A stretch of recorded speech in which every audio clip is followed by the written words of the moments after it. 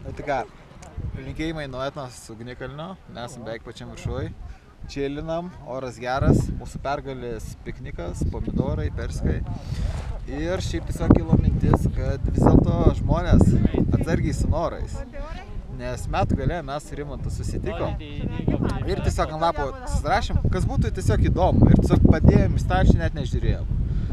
Vėliau po kurio laiko paaiškėjo, kad pas manęs sąraše buvo noras apmokyti 5 naujas šalis šiemet, o Rimantas turėjo norą pamatyti ugnikalnį, net neaplankyt, pamatyti ugnikalnį. Tai dabar ir užlipom jį.